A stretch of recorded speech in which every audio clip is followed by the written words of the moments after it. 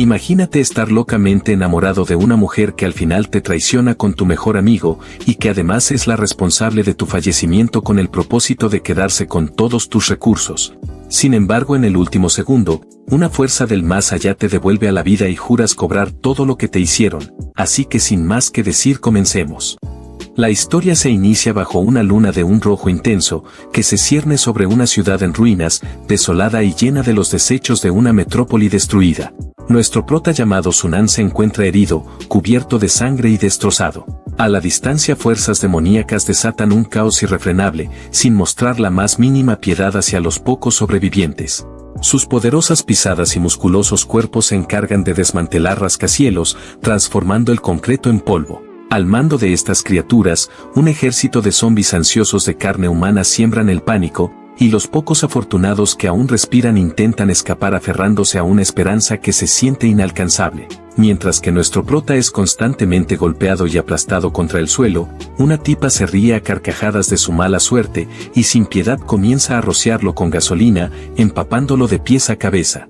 Aquella mujer intercambia burlas con un tipo de pelo verde, mostrando con orgullo su preciado botín. Este hombre es el villano que ha despojado a Sunan de lo que más atesoraba, el talismán de los 6 grandes infiernos. Mirando al hombre al que alguna vez consideró su gran amigo, Sunan siente el ardor de la gasolina en sus heridas, y su mente se centra únicamente en el bienestar de su hermana menor, quien ha desaparecido en todo este caos. Sin perder más el tiempo, aquel tipo activa el talismán, invocando a un imponente oso adornado con collares de cráneos.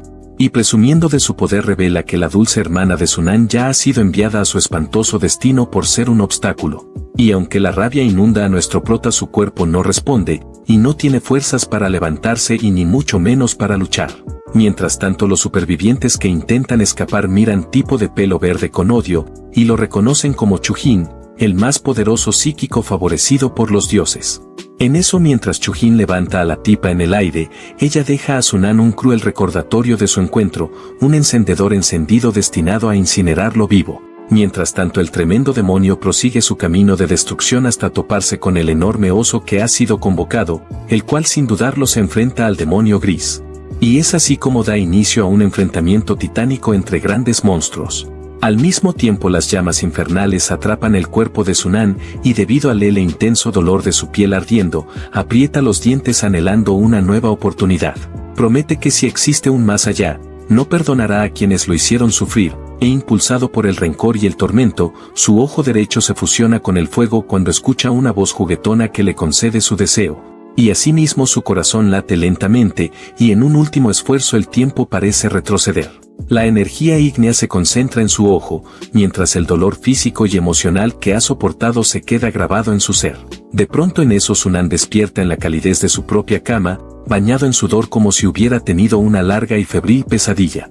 Las quemaduras y heridas han desaparecido, y se pregunta si podría ser real la voz que escuchó al borde de la muerte. De inmediato, para sacarse de dudas, agarra su teléfono y ve la fecha actual en su pantalla, dándose cuenta que ha retrocedido 3 días antes del apocalipsis. Vistiéndose rápidamente corre al baño para despejarse, tratando de hacer sentido de lo que ha experimentado, y le resultaba difícil creer que todo haya comenzado de nuevo. Se sentía muy normal, pero la única anomalía era su ojo derecho, que ahora brilla con un dorado tenue, resultado de la semilla de fuego que se alojó en él tras ser consumido por las llamas. Sunan toma un momento para calmarse y se adapta rápidamente a su nueva realidad, y sin dudarlo se viste y sale de casa. Al dar sus primeros pasos al aire libre observa su vecindario, y menciona que no es que su entorno sea hermoso, pero en 3 días se verá mucho peor. El apocalipsis se aproxima, convirtiendo a muchos humanos en zombies y trayendo consigo a extrañas deidades. Algunos humanos despertarán habilidades para protegerse, pero al final la resistencia será inútil y las ciudades se convertirán en paisajes infernales invadidos por demonios, con unos pocos luchando por recursos escasos para sobrevivir. Y este sabe muy bien que su novia, quien es la tipa que acabó con él llamada Roland, y su mejor amigo Chujin lo traicionarán sin dudar. Hablando de la misma persona, justo en ese momento Roland comenzó a llamarlo. A lo que Sunan contestó el teléfono y la voz estridente de ella resonó de inmediato, criticándolo por no responder enseguida, insinuando que tal vez estaba buscando la manera de poner fin a su relación. El prota recordaba que Roland siempre había sido así, y cada vez que las cosas no marchaban como ella deseaba amenazaba con dar fin a la relación. En el pasado su versión insegura y sometida intentaba complacerla, pero eso pertenecía a otro tiempo. Ahora una nueva determinación llenaba a Sunan, quien se sintió indiferente ante sus reproches, y reconoció sin más que ella tenía toda la razón, lo que dejó a Roland perpleja. Ella esperaba que él como un cachorro arrepentido le suplicara por su perdón. Sin embargo, el escenario había cambiado, ya que Sunan estaba decidido a cerrar ese capítulo. Estaba cansado de su comportamiento manipulador, y ya no deseaba ser un títere más en su obra, así que colgó la llamada y guardó el teléfono en su bolsillo, disfrutando de un breve pero preciado instante de paz. Y sabía que debía apresurarse y atender sus asuntos antes de que el tiempo se le agotara. Mientras tanto, en casa de Roland la furia la consumía, y arrojó su teléfono tras la ruptura y comenzó a maldecir a Sunan con todas sus fuerzas, mencionando que ese insolente había tenido el descaro de colgarle y bloquearla con una rapidez que le revolvía el estómago. Roland junto a Chujin acababan de estar juntos, y el curioso le preguntó si Sunan había descubierto su pequeño engaño, aunque se dijo a sí mismo que eso no debería ser posible, ya que siempre había tenido a ese perdedor bajo su control, cediendo a cada uno de sus caprichos. Y mencionó que su atención estaba más enfocada en un mensaje de su padre sobre la recolección de antiguas herencias familiares rebosantes de energía espiritual, anunciando que algo trascendental podría estar por suceder. Al escuchar esto, Roland recordó que Sunan había mencionado un talismán familiar, sin embargo lo malo era que el artefacto ahora pertenecía a su hermana, pero como estaba convencida de que el prota regresaría como un perro, decidió que era el momento de exigir el talismán a cambio de una reconciliación. De hecho, el talismán en cuestión era una losa antigua, en un estado muy lamentable. Sunan había recorrido más de 30 kilómetros en taxi hasta la escuela de su hermana, abandonando su trabajo diario solo para solicitarle el talismán. Al llegar ella le preguntó qué le sucedía con los ojos, a lo que él se negó a dar explicaciones por el momento, prefiriendo saber si ella confiaba en él.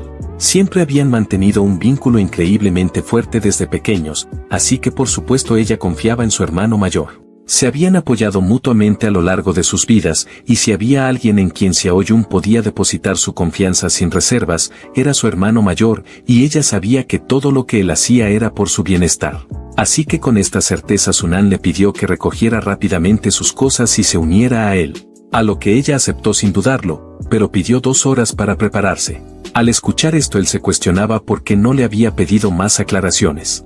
Pero como había dicho antes, Xiaoyun confiaba en su hermano mayor más que en nadie en el mundo, y mientras ella se apresuraba para empacar, el prota mencionó que esta vez protegería a su hermana menor a toda costa, así que para lograrlo necesitaba ese artefacto familiar que tenía entre sus manos. Todo lo que recordaba era a Chujin abriendo un portal y convocando a una criatura gigantesca con esa cosa vieja y oxidada, y se preguntaba cómo había logrado ese tipejo materializar un acto tan mítico. De repente en eso una chispa ardiente en su ojo dorado se disparó hacia el objeto, impactando su superficie. El intenso calor del fuego derritió la oxidada capa exterior, descubriendo la auténtica forma del artefacto. Este antiguo objeto estaba vinculado al sexto infierno, y en un instante Sunan fue succionado hacia un tipo de agujero de gusano, atravesando una dimensión alternativa relacionada con el objeto. El portal lo expulsó finalmente en un mundo completamente distinto, envuelto en una eterna oscuridad. En el corazón de este lugar se erguía una inmensa torre, atada con innumerables cadenas rojas que se extendían en todas direcciones.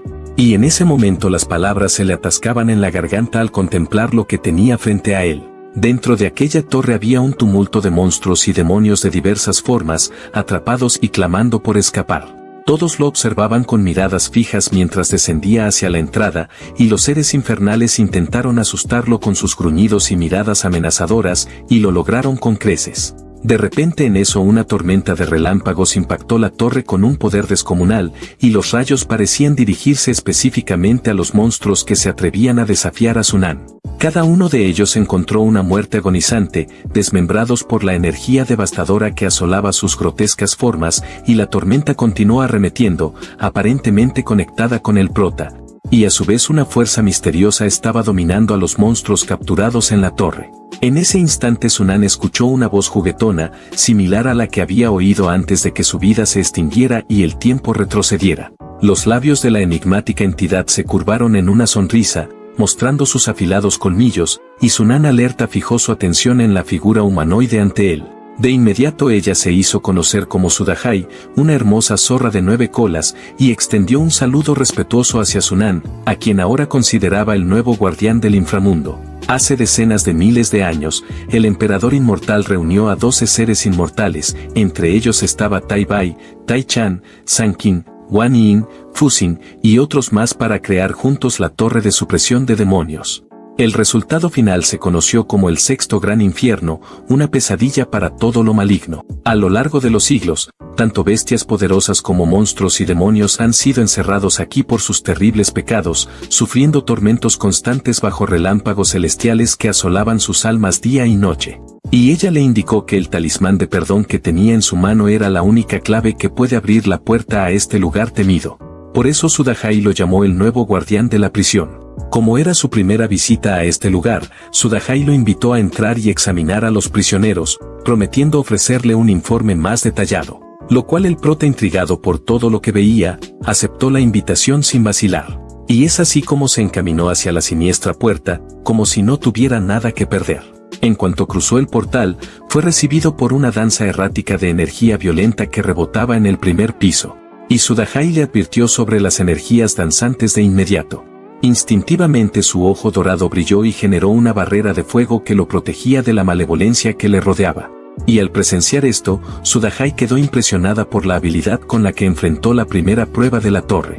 Identificó la llama en sus ojos como la semilla de fuego del inframundo, un catalizador que le había permitido renacer después de su muerte. Además, ella reveló que había intentado contactarlo en el momento en que su vida se apagaba, y mencionó que tenía una fuerte conexión con su familia. Había sido la guía espiritual del sexto gran infierno durante siglos y no podía soportar ver a Sunan ser eliminado por seres despreciables. Además, ella le señaló que su desesperación y su rabia en su último momento debieron haber desencadenado su habilidad de fuego, encendiendo la semilla de fuego del inframundo. Al escuchar todo esto, el prota se dio cuenta que ese fue el motivo de su renacimiento, y se dijo a sí mismo que a medida que se avecinaba un nuevo apocalipsis, no se sentiría más impotente como en el pasado, ya que esta vez estaba decidido a hacer las cosas de otra manera. Deseoso de aprender más sobre la torre, Sunan le pidió a Sudahai que continuara y le mostrara el camino, a lo que ella comenzó a explicarle que el sexto gran infierno se divide en 5 niveles, cada uno relacionado con el poder del alma de Sunan. Las puertas hacia los pisos superiores se encenderían, mostrando sus límites actuales, y a medida que logre avanzar encontrará seres cada vez más poderosos, lo que significa que necesitará incrementar su fuerza espiritual con rapidez para enfrentarlos. Pero en este momento únicamente el nivel más bajo está iluminado, y el único acceso que tiene es al piso inferior. De pronto en eso el prota se dio cuenta que detrás de una de las celdas estaba una figura imponente que le resultaba inquietantemente familiar. Era la misma bestia gigante que Chujin había invocado en su vida pasada. La curiosidad empujó a Sunan a acercarse más a la celda, lo que despertó al monstruo, quien emitió un aterrador rugido de guerra. Lo que ocurrió después lo dejó atónito, ya que la criatura colosal comenzó a comportarse como un animal doméstico, claramente contenta de ver al nuevo guardián de la prisión. La bestia alabó a Sunan por su juventud y potencial, mencionando que los prisioneros de la torre habían estado aguardando durante milenios la llegada de un nuevo carcelero. La bestia incluso se ofreció a ayudar a Sunan en lo que necesitara, y aprovechando la oportunidad trató de darle un beso, pero fue rápidamente apartado por Sudahai, quien no deseaba competencia por la atención del nuevo guardián. Ella se quejaba de que estos demonios, a pesar de haber estado encerrados solo unos pocos mil años, ya se comportaban como si fueran animales hambrientos de afecto. Sin embargo, no todos compartían esa perspectiva, ya que algunos prisioneros desaprobaban que el joven guardián confiara exclusivamente en su objeto. Y fue un demonio pájaro encadenado quien mencionó que preferiría ser golpeado por tormentas celestiales durante 1000 años más que someterse ante el chico. Contando a Sudahai y al oso negro, parecía que la torre albergaba una infinidad de seres míticos, y el prota dejó que su mirada recorriera el lugar hasta que se detuvo en el oso negro. Allí divisó a un demonio musculoso con alas espectaculares, el cual al girarse mostró un rostro humanoide con un pico afilado. De inmediato Sunan reconoció al dios del trueno de las antiguas leyendas llamado Lenji, y Sudahai lo felicitó por haber identificado a otro prisionero con tan solo una mirada. Ella comentó que en este mundo las criaturas que se consideran monstruos se organizan en diferentes categorías, tales como soldados, generales, comandantes, reyes, sabios, entre otros. Y dado que Sunan solo podía acceder al nivel más bajo de la torre, su visión estaba limitada a criminales de rango general, y le dijo que con el tiempo y a medida que su poder crezca, tendrá la oportunidad de encontrarse con prisioneros más fuertes. Se decía que en el nivel más alto habitaban criminales inmortales de rango santo.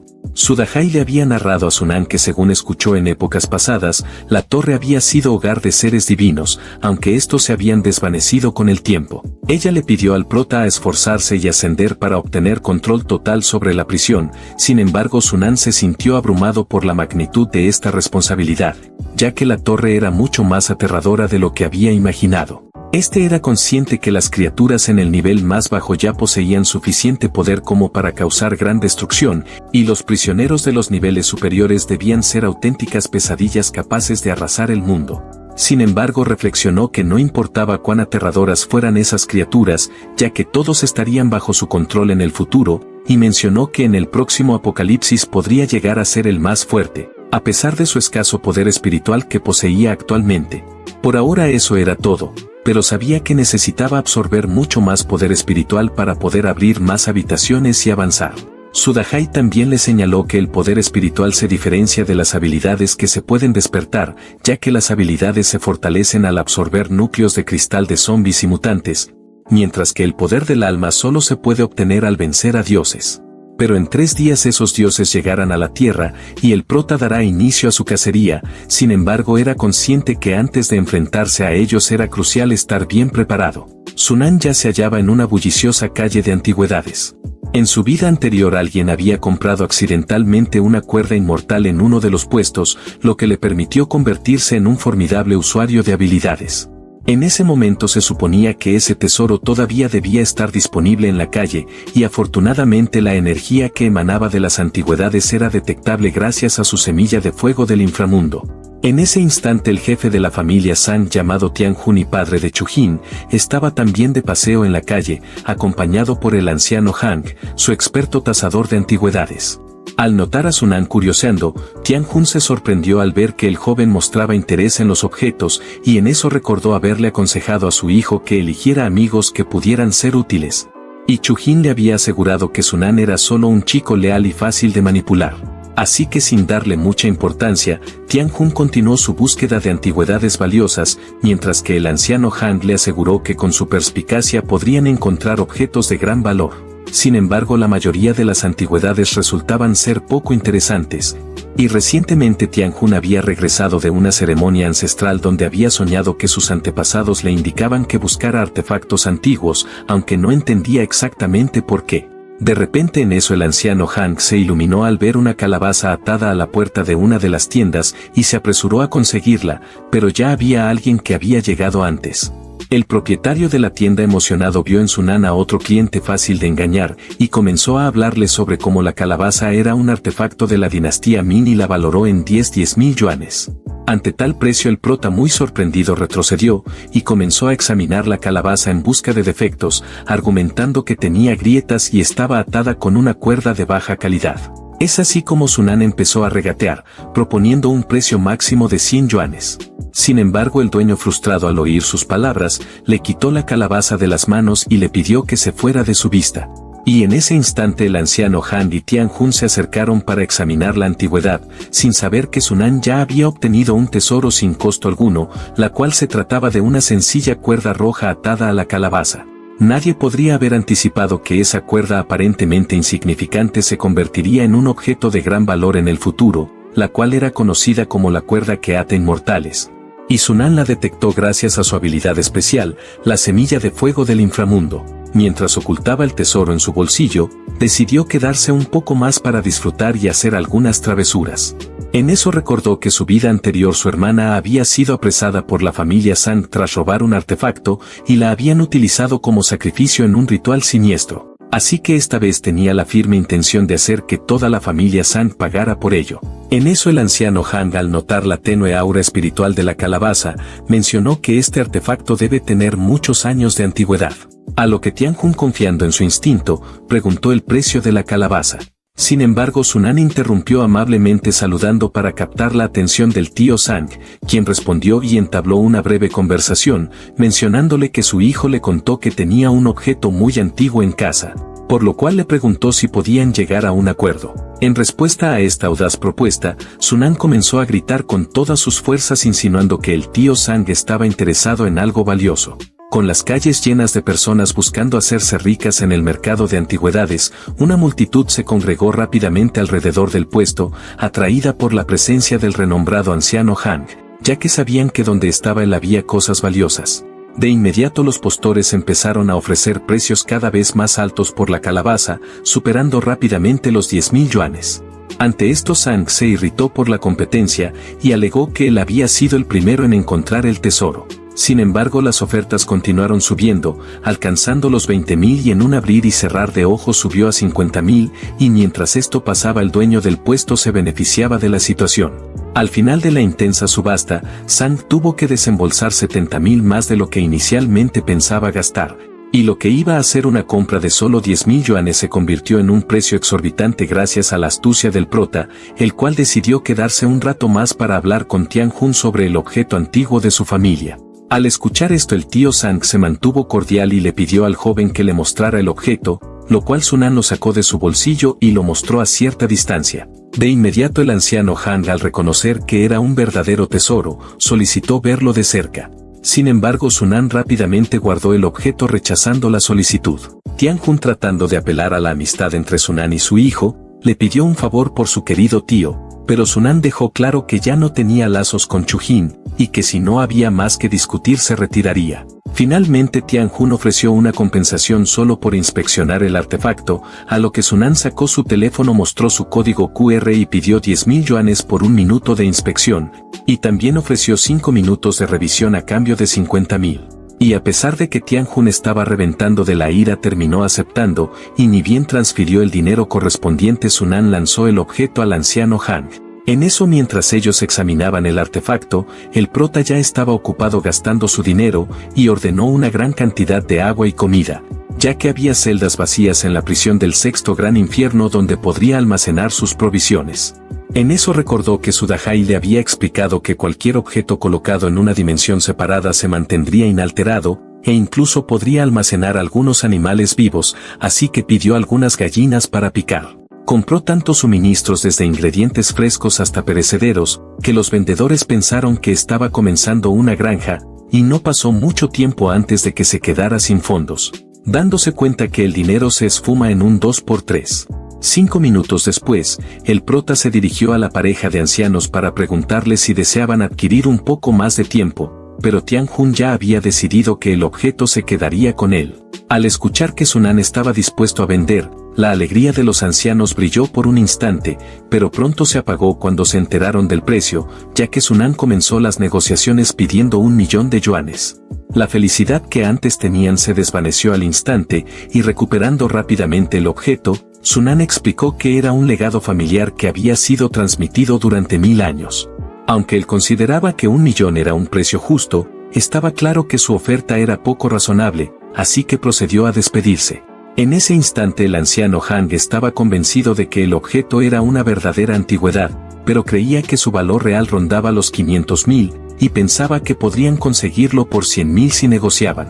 Sin embargo, Tianjun estaba cansado de este tipo de tratos, y agradeció al anciano Han por su apoyo y le pidió que se marchara. Luego llamó a su hijo y le dio instrucciones para reunir a algunos miembros de la familia con el fin de localizar a Sunan y a su hermana, ya que su intención era hacerse con el objeto y con los hermanos intactos. Y como venganza por haber sido desafiado por el prota, cumpliría con las antiguas exigencias de su familia preparando un sacrificio con la sangre de Sunan. Mientras tanto, el prota ya podía sentir que Tianjun tramaba algo oscuro, y era justo lo que había anticipado, e incluso se lamentaba de no haber obtenido más dinero de ese sinvergüenza, pero apenas empezaba a saldar cuentas por las acciones de la familia Sang. Luego de esto se dirigió al cuarto de su hermana y la encontró esperando afuera, lista para irse con su equipaje. Pero justo cuando estaban a punto de salir, una mujer de cabello plomo apareció corriendo para detenerlos. Se trataba de la maestra de su hermana llamada Chijin. Ella intentó recuperar el aliento y preguntó por qué Xiaoyun se había levantado de repente y dejado la escuela, sabiendo que al día siguiente tenía un examen crucial para su futuro. De inmediato Sunan se presentó a la maestra y explicó que era él quien estaba sacando a su hermana por un permiso temporal. A lo que la maestra argumentó que Xiaoyun era la mejor alumna de su clase y sabía que sus padres habían fallecido y que Sunan era su único responsable, pero esperaba que él actuara como un tutor responsable y no como alguien que pusiera en riesgo el futuro de su hermana. Así que se negó a dejar ir a su estudiante más prometedora sin una razón válida, ya que creía firmemente que Xiaoyun tenía un brillante futuro por delante y que su hermano estaba arruinándolo. La apasionada maestra estaba convencida de que a menos que el mundo estuviera en llamas, no había justificación para que Xiaoyun se tomara ese permiso temporal. Pero en eso se dio cuenta rápidamente de que quizás había cruzado una línea con sus palabras, aunque su intención era proteger a su valiosa estudiante. A pesar de sentirse mal por haber intervenido en asuntos familiares, insistió en que la educación de Xiaoyun debía seguir adelante. A lo que el prota, mostrando una gran madurez, agradeció a la maestra por su preocupación. Y en un gesto de gratitud le ofreció un consejo importante, con seriedad le recomendó que se abasteciera de alimentos, agua, medicamentos y armas en la mayor cantidad posible, y subrayó la necesidad de tener una buena reserva de analgésicos para enfrentar los tiempos difíciles que se avecinaban. La maestra Chijin quedó sorprendida por la inquietante implicación en sus palabras, como si realmente estuviera sugiriendo que algo malo iba a suceder pronto. Y es así como dejó a la maestra en un estado de confusión mientras los hermanos proseguían su camino. Al llegar a casa, Xiaoyun preguntó a su hermano mayor cuál era el plan ahora que ella estaba presente, y le dijo que no era tonta, ya que sabía que él se estaba preparando para algo importante. Al escuchar esto, el prota reconoció que se avecinaban cambios significativos, pero le prometió que haría todo lo posible por protegerla. Luego de decir esto, tomó el talismán y lo convirtió en un collar, colocándoselo a Xiaoyun antes de salir un momento, y le advirtió que no abriera la puerta a nadie sin excepción. Lo cual su hermana, con su habitual optimismo, le prometió que lo esperaría con una buena comida cuando regresara. Mientras el prota se iba, este sabía perfectamente que el collar le permitiría localizar a su hermana en todo momento, y mencionó que en este momento su prioridad era conseguir más recursos lo antes posible. En eso, al salir del ascensor, Sunan notó que una mujer lo esperaba en el vestíbulo. Ella estaba conversando con alguien tramando algo en contra de los hermanos Sung, y en la otra línea estaba el traidor de Chujin, pidiéndole a Roland que distrajera a Sunan mientras él y su grupo llevaban a cabo sus planes. Cuando la mujer finalmente vio al prota, intentó usar su encanto y lo invitó a cenar con Chujin como solían hacer antes. Sin embargo, Sunan no quería perder tiempo con ella y simplemente la empujó a un lado.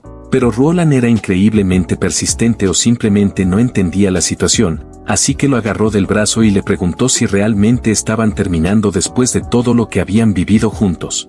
Sin embargo, Sunan la apartó de nuevo, ya que solo la idea de haber tenido una relación con ella le resultaba repugnante, y le advirtió que se mantuviera alejada de él a partir de ese momento.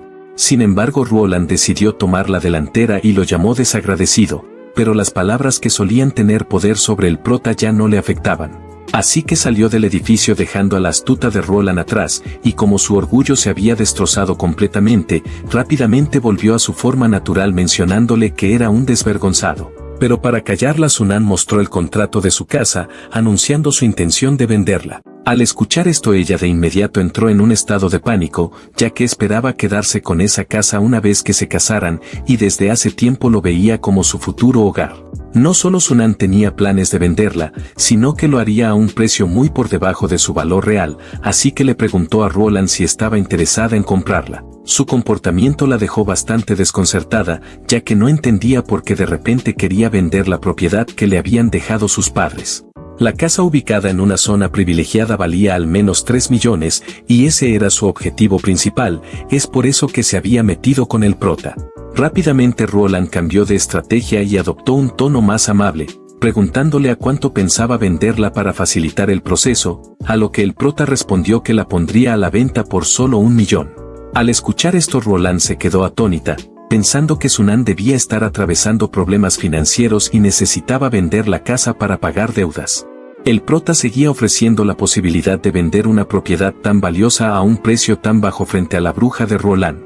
Y efectivamente ella quería comprarla para sí misma, pero aún no tenía el capital necesario. Su única opción era ofrecerle 300.000 de entrada y pagar el resto más adelante, pero eso no le parecía aceptable a Sunan, ya que él quería 1 millón en efectivo.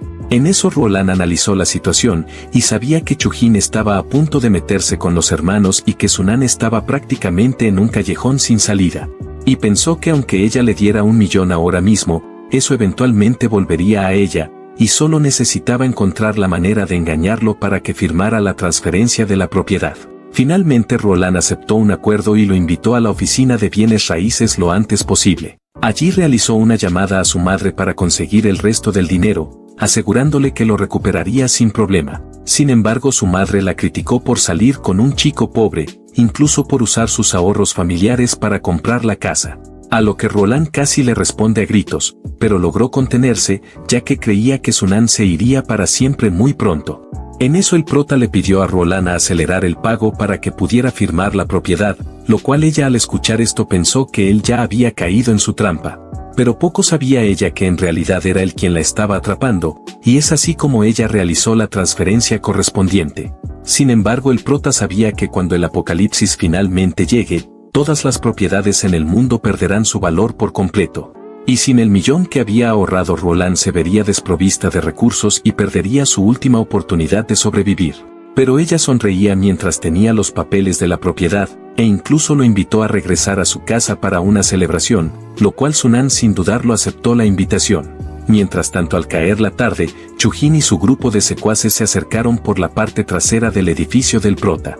Antes de que Sunan regresara, planeaban tener una conversación muy seria con su hermana. Mientras tanto, la inocente de Xiaoyun se encontraba en el piso de arriba, preparando una cena con esmero, ajena a lo que estaba por ocurrir.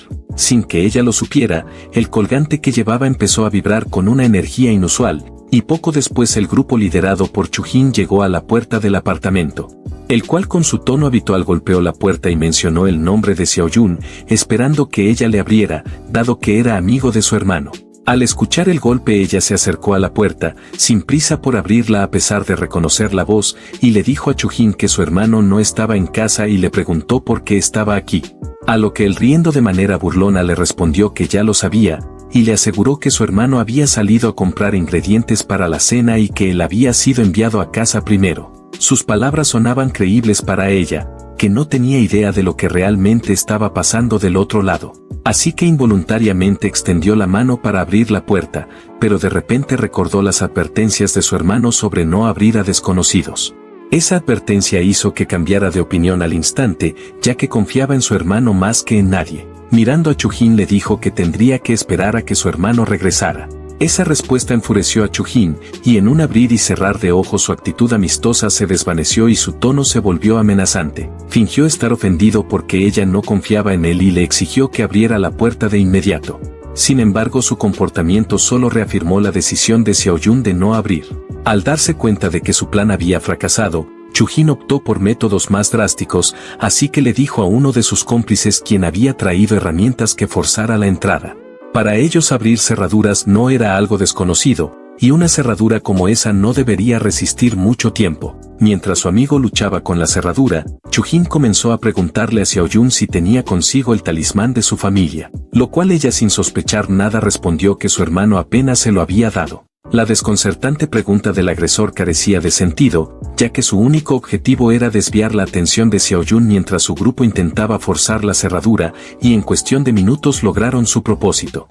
Y es así como la pandilla de matones armados combates irrumpió con violencia, y sin dudarlo capturaron a Xiaoyun, y Chujin empezó a inundarla de insultos. Alegó que todo habría sido mucho más sencillo si ella hubiera abierto la puerta desde un principio, y de inmediato tomó aquel talismán, mencionando que esta era la reliquia que su padre tanto quería, además de tener a la hermana de Sunan como rehén, y lo único que le faltaba era forzar al insolente a arrodillarse y pedir perdón. Cuando Xiaoyun consiguió liberarse del agarre del agresor, le preguntó a Chujin por qué actuaba de esa manera, ya que creía que él era amigo de su hermano. A lo que éste no se tomó la molestia de ocultar la verdad, y respondió con una risa desquiciada que solo se acercaba a su hermano por resultar un blanco fácil de manipulación, y no dudó en declarar que había cometido numerosas fechorías que planeaba responsabilizar a Sunan. Al escuchar esto Xiaoyun se mostró atónita, pero la realidad era cruda, ya que Chujin era un auténtico sinvergüenza que se glorificaba en sus actos reprobables, incluida su relación con la novia de su hermano. Sus caricias resultaban repulsivas, por lo que Xiaoyun exigió ser liberada, sin embargo sus protestas solo agudizaron la situación, ya que en respuesta a su súplica, este le propinó una bofetada y le advirtió que no se atreviera a gritar, o de lo contrario la pagaría muy mal. Los cómplices de Chujin eran tan despreciables como él, y comenzaron a preguntarse si Xiaoyun era mayor de edad, a lo que él respondió que podían comprobarlo ellos mismos. Nadie sabe cómo habría continuado la historia si no hubiera sido por la risa inesperada de un tercer individuo. Este se volvió hacia el grupo y les preguntó si alguna vez habían oído hablar del lago de vino y el bosque de carne. Apenas pronunció esas palabras, el ambiente pareció transformarse ante sus ojos. Momentos después los jóvenes se encontraron junto a un lago, rodeados de una multitud de chicas deslumbrantes. La atmósfera era tan fascinante que no cuestionaron cómo habían llegado allí, y sin lugar a dudas se sentía como un reino de ensueño, al menos a primera vista. Las chicas los abrazaban, les ofrecían carne y los llamaban reyes. Al preguntarles si disfrutaban de la carne, los muchachos asintieron asegurando que era deliciosamente sorprendente. Todo parecía indicar que no había peligro a la vista, hasta que de repente la atmósfera cambió drásticamente y una chica de cabello blanco, con una sonrisa cautivadora reveló que la carne que estaban degustando era la de ella. En un abrir y cerrar de ojos todas las chicas desaparecieron y el agua del lago adquirió un tono sanguinolento. Las sonrisas arrogantes de los agresores se transformaron en miedo y terror, y el paraíso que disfrutaban se convirtió en un auténtico infierno. Y quien estaba detrás de todo esto era nada más y nada menos que Sudahai, quien les preguntó si no les agradaba el menú. Mientras esos tipos estaban atrapados en un mundo de ilusiones, en la realidad sufrían agonías inimaginables, y ni siquiera se percataron de que su castigo apenas comenzaba. En ese momento desde la distancia Xiaoyun observaba tratando de descifrar lo que ocurría, y finalmente los matones recuperaron la cordura, aterrados ante la aparición que se les presentaba. Sin embargo aún luchaban por descifrar dónde estaba el fantasma de antes, y Chujin a pesar de la confusión que embargaba a sus compañeros mantuvo su compostura, sin embargo la esencia del espectro le resultaba desconcertante. Y a pesar que habían cazado y arrebatado muchas vidas inocentes en el pasado, esta vez ante la figura de la mujer fantasma su bravura se desmoronó en miedo. Fue en ese instante que una idea cruzó su mente, pensando que tal vez la clave para su salvación residía en aquel misterioso objeto que portaba. Así que con determinación lo sacó y comenzó a gritar, burlándose de él como si fuese un mero trasto viejo incapaz de hacerle daño. Sin embargo el poder latente en el objeto del prota tenía planes distintos, y de él emergió una garra afilada, que con rapidez hizo que Chujin comprendiera quién era realmente el insecto, dejándole profundas cicatrices en el rostro. Y no pudo evitar gritar del gran dolor que sentía mientras que dejaba caer el talismán, el cual rodó hacia los pies de nuestro prota, quien sin dudarlo lo recogió. Este había regresado a su apartamento justo a tiempo para enfrentarse a esos criminales despreciables y hacerles pagar por sus pecados, y la banda de Chujin pronto tomó conciencia de la gravedad de su situación, pero en ese momento Roland apareció, exigiendo explicaciones sobre lo que estaba pasando. En eso al ver a Chujin gravemente herido se lanzó hacia él sin titubear, mientras que el resto de la pandilla comenzaba a reagruparse. Y Chujin en un arrebato de desesperación ordenó que impidieran que nuestro prota se escapara con el tesoro. Confiados en su mayor número, los matones se lanzaron al asalto anticipando una victoria rápida. Sin embargo nuestro prota se mantuvo firme en todo momento, a pesar de ello una advertencia de Sudahai resonó en su mente, ella le informó que el general Cuervo había golpeado a Chujin en la cara con su garra, actuando sin consentimiento, lo que había agotado la energía del talismán. Y el general Oso frustrado deseaba intervenir y demostrar su verdadero poder, pero que no pudiera era un gran alivio para Sunan, ya que de haber aparecido el apartamento hubiese sucumbido a la destrucción. Sin embargo este declaró que con su propia habilidad era más que suficiente para lidiar con este grupo de perdedores, y en un acto de simpleza no necesitó ni mover un dedo para lanzar llamas hacia esos malhechores. Los cuales en shock no podían comprender lo que sucedía, ya que jamás habían enfrentado un poder tan desmesurado. Pero en cuestión de segundos las llamas comenzaron a consumirlos. El calor era completamente insoportable, y ni siquiera el agua podía apaciguar el fuego, sin importar cuán desesperados rogaban por su salvación. Las llamas se extinguieron únicamente cuando perecieron, y era la primera vez que Chujin y Roland eran testigos de un espectáculo tan imponente, y la sorpresa los dejó boquiabiertos. En ese instante Chujin experimentó un verdadero pavor por su propia existencia, ya que nunca habría concebido que Sunan poseía habilidades mágicas tan poderosas. Y con temor Roland imploró al prota que se mantuviera alejado, recordándole que Chujin era su mejor amigo y que ella ocupaba el lugar de su pareja. Sin embargo, el prota no estaba dispuesto a mostrar ninguna compasión hacia seres tan indeseables, ya que Chujin había osado invadir su hogar, tomar a su hermana como rehén e intentar sustraer un objeto de su familia, mientras que Roland había intentado desviar su atención para cumplir sus objetivos. La mera presencia de ellos le provocaba al prota un profundo desprecio, y aún se atrevían a mencionar los lazos que alguna vez los unieron.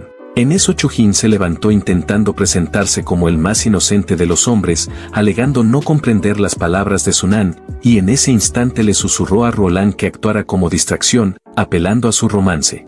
Al mismo tiempo Chujin hizo aparecer un cuchillo oculto en su espalda y continuó contando sus anhelos de ser el padrino en la boda de su mejor amigo.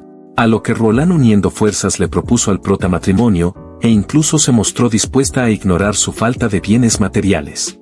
Lo que realmente ella deseaba era comprender el origen de su poder, y entonces lo amaría eternamente. Al principio parecía que su trampa había dado resultado, y Chujin vislumbró una oportunidad para atacar. Sin embargo, su intento fue en vano, ya que Sunan podía ver con claridad las verdaderas intenciones ocultas tras esa burda actuación.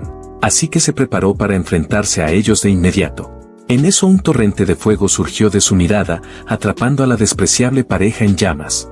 Mientras observaba todo esto, Sunan meditó sobre la razón que le otorgó tal poder, comprendiendo que su misión era erradicar a criaturas repugnantes como Chujin y Roland, y mencionó que no dudaría en convertir en cenizas a personas como ellos que se encuentren en la tierra. Mientras tanto, en la propiedad de la familia Sang, todos los miembros del clan se reunieron para presenciar el discurso del patriarca, reverente ante sus ancestros.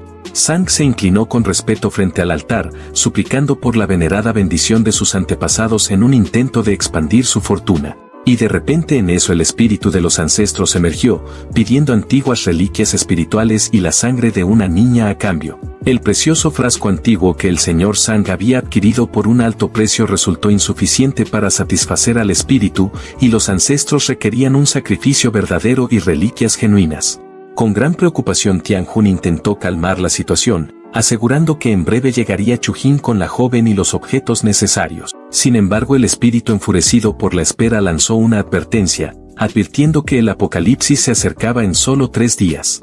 Al escuchar esto, Tianjun se quedó perplejo, pero entendió que debía actuar sin dudar de las palabras del ancestro, así que rápidamente convocó a su clan, pidiéndoles a movilizarse para adquirir agua y alimentos en grandes cantidades, ya que si las advertencias eran ciertas, el fin del mundo estaba a la vuelta de la esquina.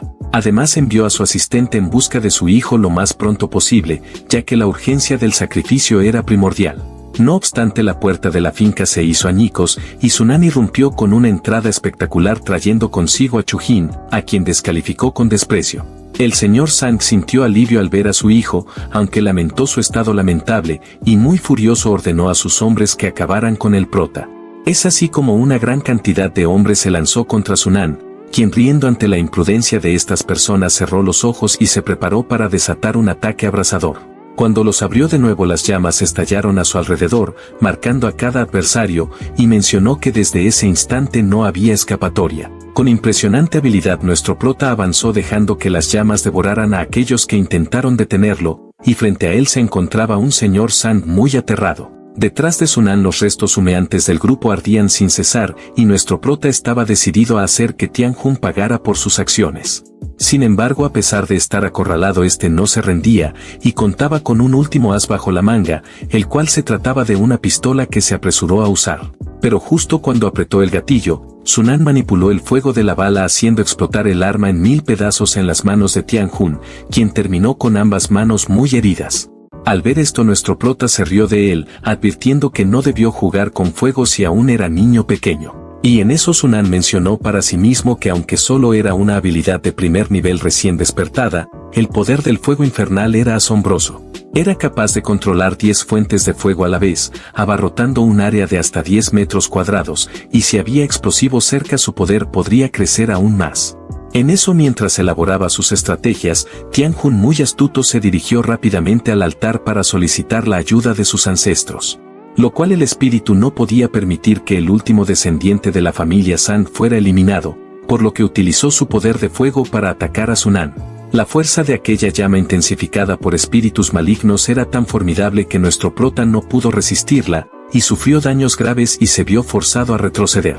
Al mismo tiempo, las heridas de Tianjun y de los miembros de su clan se sanaron, devolviéndoles la confianza y fuerza de sus ancestros. Y sin dudarlo, Tianjun comenzó a maldecir a nuestro prota mencionándole que sus ancestros acabarían con él. Es así como el espíritu se manifestó en forma de un gigante, y el prota al verlo mencionó que con razón le parecía que la familia Sang tenía conocimientos previos sobre el apocalipsis, ya que tenían a alguien muy poderoso detrás de ellos.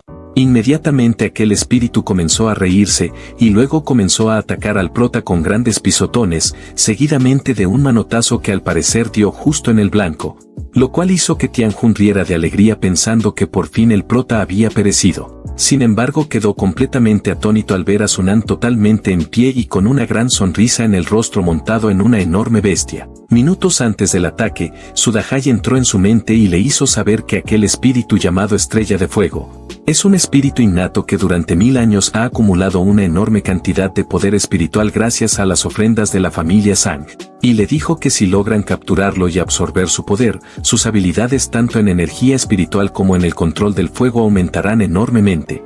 Al escuchar todo esto, Sunan le preguntó qué era lo que planeaba, a lo que ella le hizo saber que por ahora el poder espiritual del gran talismán era suficiente, pero le dijo que si se atrevía a arriesgarse un poco más podrían tener una gran oportunidad de éxito, lo cual el prota le preguntó cómo podría hacerlo. A lo que Sudahai le mencionó que podría extraer parte de su misma energía espiritual e infundirla en el gran talismán para convocar a una de las bestias que sin dudar vendrá a ayudarlo a derrotar al espíritu del fuego.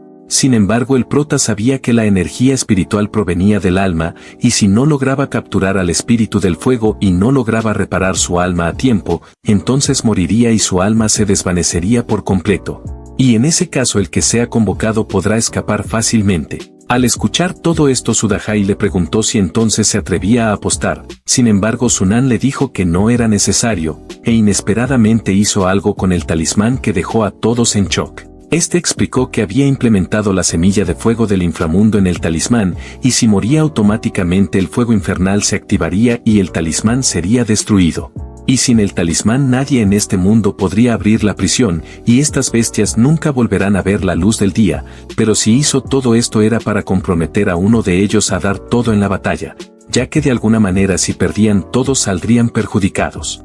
Es así como sin perder más el tiempo el prota absorbió la energía espiritual, y al mismo tiempo un gran rayo de luz se opuso sobre la gran torre llena de cadenas, dándose así la salida al gran demonio guardián del monte Lunhua, el oso negro del inframundo, el cual emanaba un aura escalofriante. Y es así como, volviendo a la batalla, el oso negro atacó sin contenerse al espíritu del fuego, el cual a las justas pudo bloquear su embestida. Y como esta era la primera vez en miles de años que el oso negro estaba libre, no pudo evitar gritar ferozmente, e incluso hizo algunas poses para demostrar lo feliz que estaba. Pero inmediatamente recibió un tremendo coscorrón por parte de nuestro prota, quien le dijo que acabara rápido con el espíritu del fuego, ya que su energía espiritual no duraría por mucho tiempo. Es así como luego de recibir estos sermones, el oso negro atacó implacablemente al espíritu del fuego, haciendo que éste ni siquiera tenga tiempo de reaccionar. En ese instante el espíritu del fuego se dio cuenta que esta bestia había atravesado los límites del mundo, y como no podía usar toda su fuerza decidió retirarse. Sin embargo, antes de que pudiera escapar, el prota lo detuvo con la ayuda de la cuerda ata inmortales, mencionándole que ya era muy tarde para pensar en huir. Y es así como logró capturar al espíritu del fuego de un solo movimiento, el cual gritaba por que lo dejaran ir. En eso el señor Tianjun, al ver a su antepasado completamente atrapado, comenzó a arrastrarse hacia él mencionando que esto era algo imposible de creer. Pero al percatarse mejor sobre la cuerda que envolvía el cuerpo de su antepasado quedó anonadado, ya que recordó que era la misma que estuvo atada en la calabaza que había comprado. Y para confirmar sus dudas fue el prota quien le dio las gracias, mencionándole que gracias a la compra que hizo pudo adquirir la cuerda inmovilizadora de dioses totalmente gratis. Ante estas palabras el señor Tianjun comenzó a hundirse en la desesperación, ya que sabía perfectamente que su antepasado ya no le pertenecía. Y es así como en cuestión de segundos el espíritu del fuego desapareció por completo y se convirtió en una joya de un color rojo carmesí, y sin perder el tiempo el prota la tomó y la observó muy fijamente. Luego se dirigió hacia el señor Tianjun y le preguntó qué tal le parecía si hacían un trato, pero antes de que éste pudiera responder, Sunan bajó rápidamente poniendo su pide sobre Chujin y preguntándole a Tianjun cuánto estaba dispuesto a pagar para preservar la descendencia de la familia Sang. Luego de unos momentos y después de que el prota obtuvo lo que quiso, Chujin despierta y le pregunta a su padre si era verdad que le había dado todo el dinero de la familia a Sunan, el cual le confirma que efectivamente así es.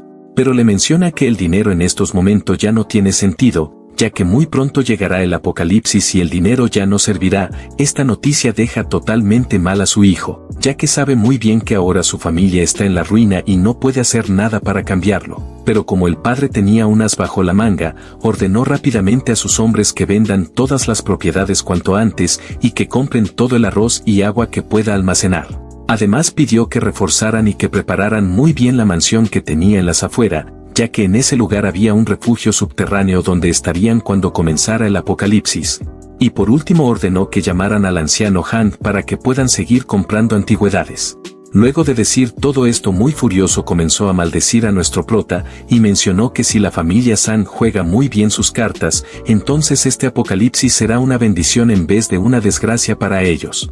Y con mucha rabia prometió que haría que Sunan deseara no haber nacido. Mientras tanto nuestro prota se dirigió a una tienda muy cerca de la ciudad, donde antes de entrar vio si todo estaba en orden con su lado bancario, y al confirmar esto procedió a entrar a la tienda pensando que si no hubiera sido por la prisa que tenía, ya le habría robado más dinero al viejo de la familia Sang.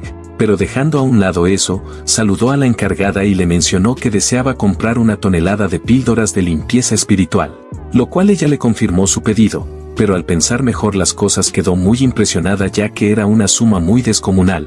Así que preguntó si acaso estaba bromeando recordándole que las píldoras de limpieza espiritual son solo un remedio tradicional para eliminar el calor y las toxinas. Pero como el prota estaba apurado preguntó si se las vendería o tendría que ir a otro lugar a comprarlas.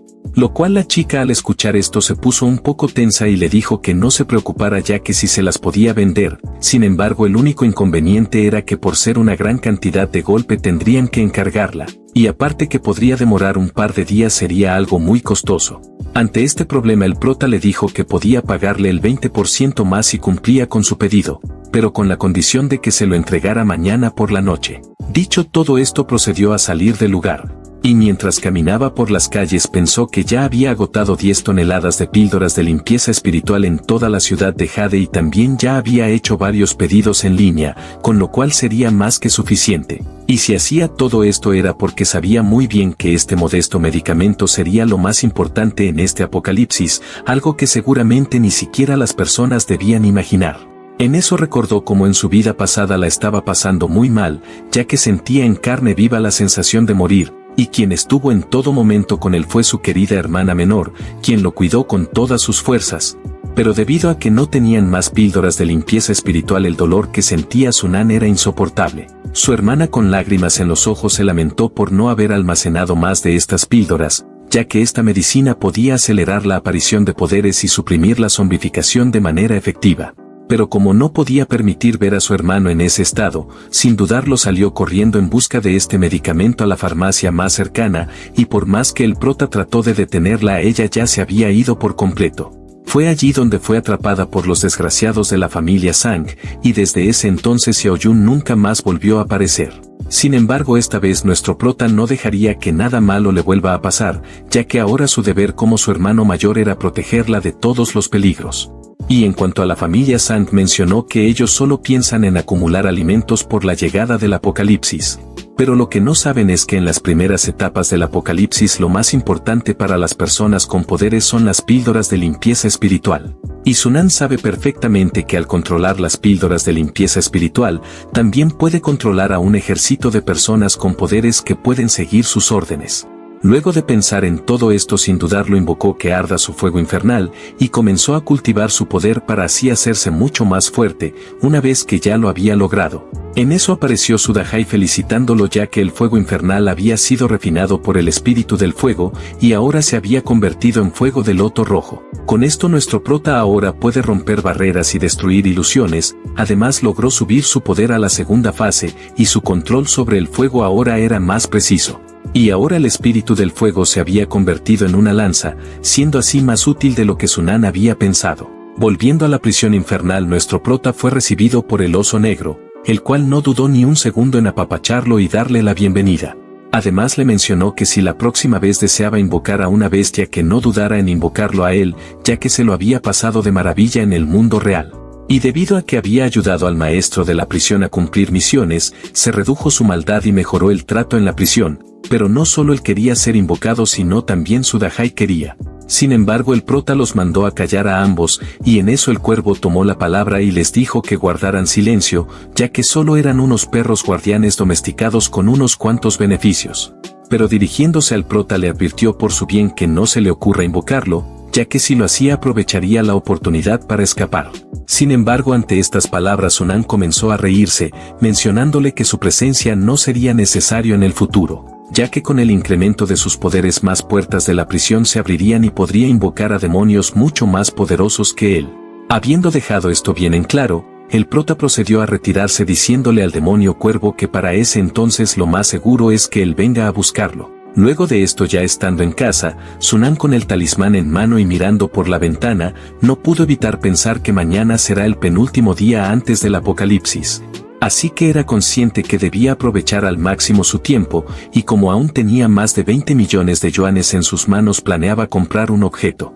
Es así como al día siguiente se presentó en la exhibición de joyas, y mientras observaba todo a su alrededor algo llamó su atención, así que decidió acercarse mencionando que aquí estaba lo que tanto buscaba.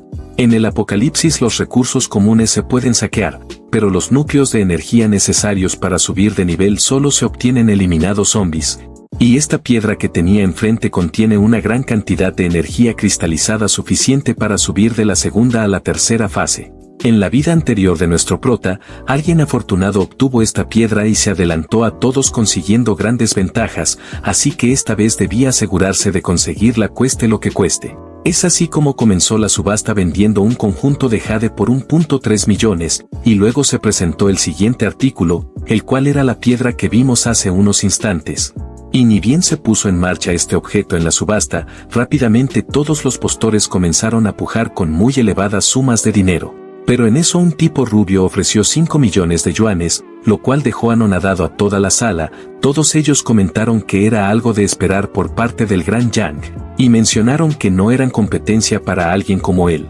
Pero de pronto se escuchó en toda la sala a alguien ofrecer 6 millones por la piedra, algo que dejó muy sorprendido a Yang, el cual preguntó quién era la persona que se atrevía a desafiarlo. Y de inmediato un encargado se acercó al prota interfiriéndole el paso, y mencionándole que solo los miembros del club que posean una tarjeta negra bancaria podían participar.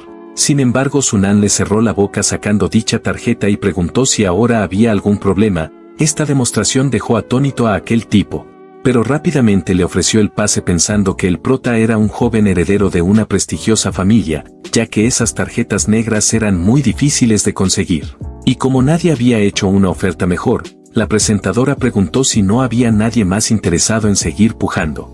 Sin embargo, Yang no se quedaría atrás y ofertó 7 millones, pero el prota tampoco lo haría y sin dudarlo ofertó 10 millones, algo que dejó anonadado a toda la gente en la sala, ya que el precio había superado el valor de la piedra en su totalidad. En eso la acompañante de Yang le sugirió que ya no oferte más, ya que solo se trataba de una piedra y además mencionó que seguramente aquel chico solo estaba aparentando. Ante estas palabras el pelirrubio le preguntó al prota cuál era su nombre, el cual sin dudarlo le respondió que se llamaba Sunan. Luego de haber dicho esto y que aquel tipo le dijera que nunca lo olvidaría, se procedió a entregarle al prota aquella piedra, y este no pudo evitar estar más que feliz, ya que era consciente que con esto su destino cambiaría por completo. Es así como pasó a retirarse para volver a casa, pero de pronto en eso antes de que pueda cruzar la puerta escuchó unos fuertes gritos detrás de él pidiendo ayuda. Así que de inmediato se dio la media vuelta para ver lo que estaba pasando, y al hacerlo observó a una gran criatura que se acercaba a él a gran velocidad listo para atacarlo. Lo curioso de todo esto es que la criatura no parecía interesarse por nadie en lugar, sino que volaba de manera precisa hacia la piedra de jade que Sunan acababa de adquirir en la subasta. Al presenciar esto, el prota mencionó que este comportamiento era particularmente extraño y podría explicarse por un fenómeno inusual, ya que cuando el evento terminó y las piedras fueron colocadas cerca una de la otra, algo en la energía circundante cambió, provocando la aparición del monstruo, que claramente no estaba nada contento con esa alteración. Y Sunan sabía perfectamente que con la aparición de este monstruo, el mundo entero estaba a punto de sumirse en el desorden, y este ser era solo el primer indicio de los horrores que estaban por venir. Pero de pronto en eso el hombre que previamente había subestimado a Sunan se levantó rápidamente de su asiento y corrió hacia el escenario para agarrar algo con que defenderse. Sin embargo, no pudo hacer nada contra esta gran bestia, y antes de que pudiera reaccionar, la criatura lo derribó de un solo golpe, y al ver cómo la bestia se acercaba a él, Sunan comprendió que debía actuar rápidamente. Es así como, con una determinación implacable, en cuestión de segundos liberó su poder y de sus ojos brotaron llamas abrasadoras que impactaron directamente contra la serpiente, quemándola por completo.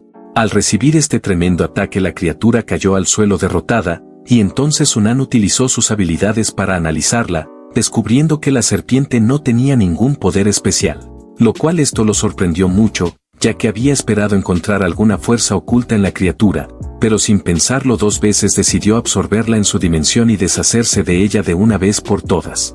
Mientras todo esto ocurría, Yan, quien antes había considerado a Sunan un rival, se encontraba de rodillas completamente impresionado por lo que acababa de presenciar. Y en ese momento expresó que Sunan no solo era un hombre rico, sino también un experto con habilidades extraordinarias, y deseaba convertirse en su discípulo con la esperanza de aprender a dominar semejante poder.